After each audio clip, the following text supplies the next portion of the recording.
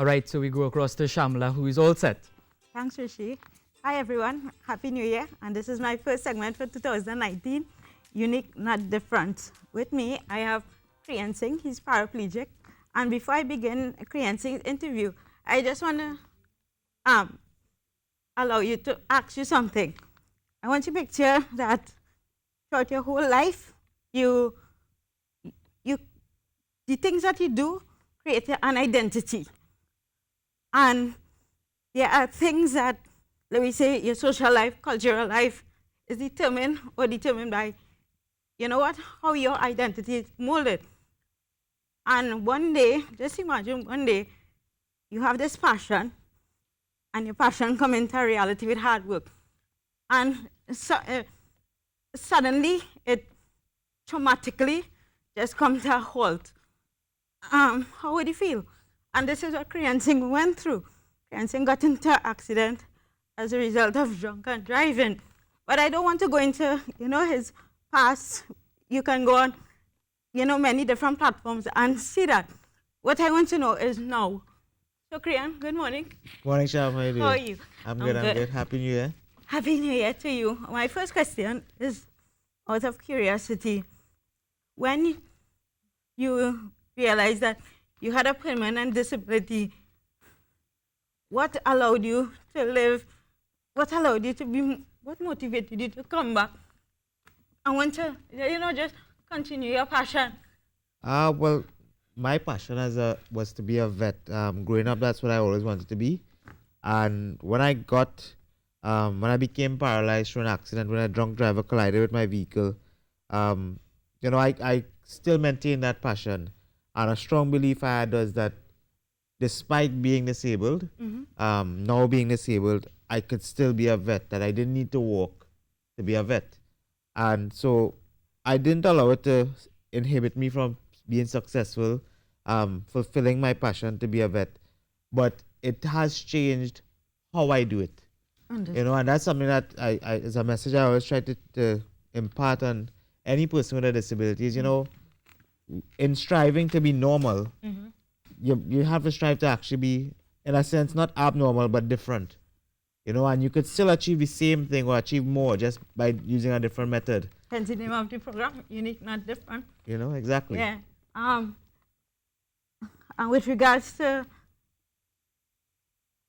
being molded into society itself, not with respect to your career, what was your biggest obstacle trying to transition from quote-unquote normal to a disabled person in society to live a normal life? Well, as you said, quote-unquote normal before, you never really get exposed to what a person with a disability has to go through. And then in terms of what you experience in daily life, your own personal struggles is one thing, but then when you have to face a system that is not designed to handle persons with disabilities, going for your birth paper is a whole different thing. Going for your license is a different thing. Getting to the hospital is a different. Using public transport has changed. Getting to and from anywhere, getting access to a bathroom, changes completely. So while I regret that I have been in an accident and became paralyzed, I don't regret what I've learned from becoming paralyzed. True. So that as well has molded me into society to want more people who are not disabled to understand what is the struggle of those that are disabled and what they go through. And it's not that we're fighting for special access, we're fighting for equal access.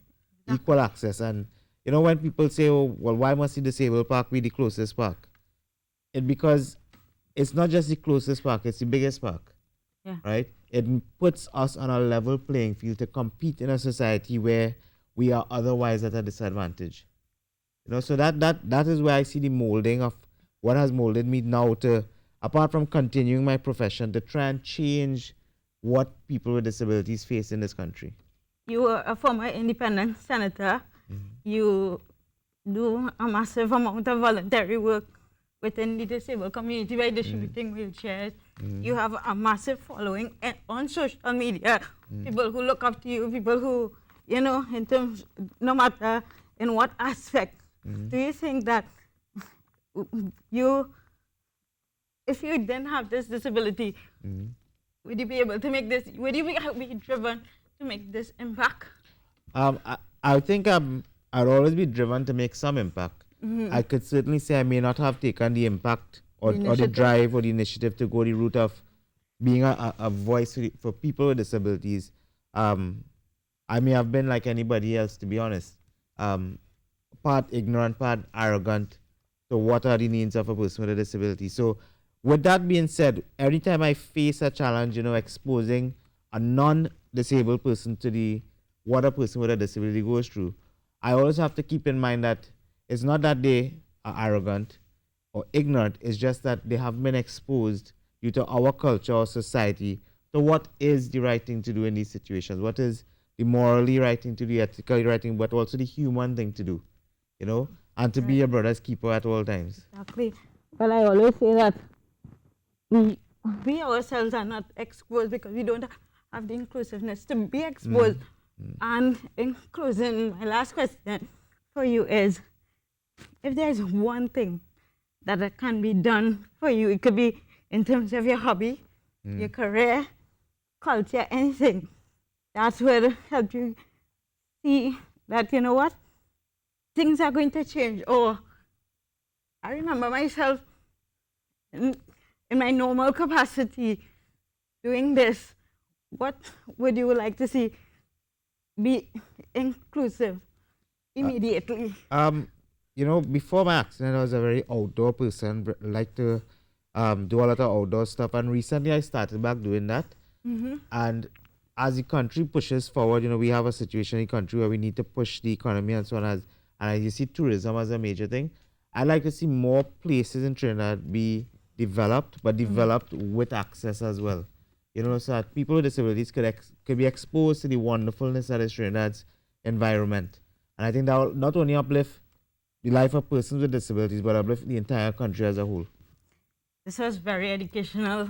I hope people listen, take note, especially those in authority. So thank you very much, Kriyaan Singh. And guys, this is a next segment of Unique and Different with me, Shamla Maharaj. Next week, I would have another guest on TTT Live now. Unique, not different. Stay tuned. Bye, guys. Absolutely fantastic. Shamla, you continue to inspire people every time you come here on a Tuesday. And I can tell you that this is probably the most popular segment that we have.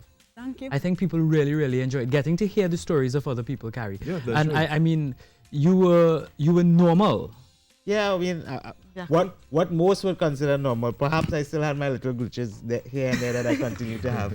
But yeah, I would say I was normal. I think now, I always say that I no longer strive for normal. I try to strive for extraordinary.